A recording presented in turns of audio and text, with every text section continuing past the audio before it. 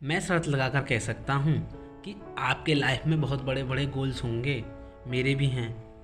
ये अच्छी बात है कि आपके पास गोल्स हैं, बट जब आप अपना सारा फोकस सिर्फ गोल्स पर देते हैं तो आपके उन्हें अचीव करने के चांस कम हो जाते हैं। इस वीडियो में मैं एक्सप्लेन करूँगा कि ऐसा क्यों होता है एंड क्यों हमें गोल्स पर फोकस देने की बजाय सिस्टम पर फोकस देना चाहिए। चलो पहले ये समझते हैं कि गोल्स और सिस्टम में क्या डिफरेंस है। गोल्स एक स्पेसिफिक आउटकम्स और टारगेट हैं जिन्हें अचीव करना आपका एम है। फॉर एग्जांपल, आप 10 kg वेट कम करना चाहते हैं और वो भी सिर्फ 6 महीनों में। ये हुआ आपका गोल आपको क्लियर डायरेक्शन देता है। सिस्टम एक प्रोसेस और रूटीन है जिसके द्वारा आप गोल को अचीव करते हैं। For example, 10 kg weight lose करने के लिए डेली एक्सरसाइज करनी पड़ेगी और हेल्दी खाना खाना होगा।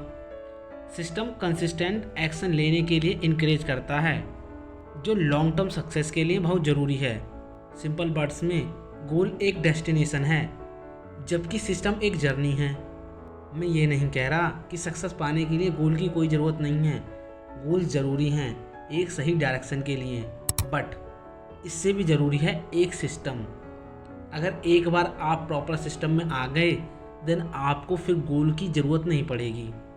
जब आप एक बार गोल सेट कर लें तब आपको उनको लेकर प्रोडक्टिव बनना होगा। ये इसलिए क्योंकि जब आप अपने गोल को अचीव करने के लिए उन्हें चेज़ करते हैं तो आपको अनकाउंटिंग फेलियर का सामना करना पड़ता है।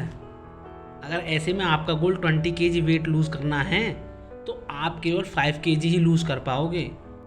आप अब भी अपने गोल को अचीव करने में अनसक्सेसफुल रहे, इसका इम्पैक्ट आपके ब्रेन पर पड़ेगा।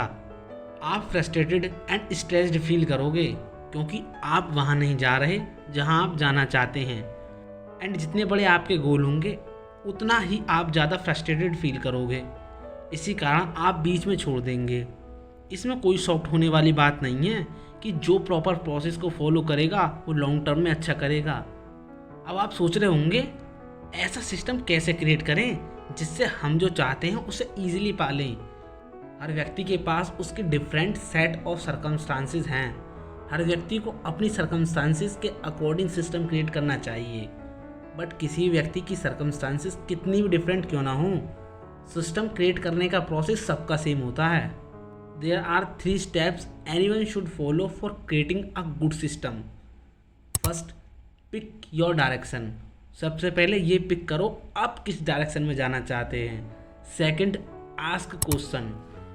Ask good question for himself. What you actually want. जो आप चाहते हैं उसे कैसे पा सकते हैं। Third, experiment. आपके क्वेश्चन से जो आंसर मिले उसे फिल्टर करो और उन आंसर को पिक करो जो आपके लिए यूज़फुल हैं। एक्सपेरिमेंट ये वन टाइम इवेंट नहीं है, ये आपको रेगुलर बेसिस पर करना है। एक गुड सिस्टम क्रिएट करने के लिए इसे एक सिंपल एग्जांपल से समझते हैं। एक व्यक्ति बुक लिखना चाहता है, ये हुई उसकी डायरेक्शन, ये हुआ सेकंड स्टेप।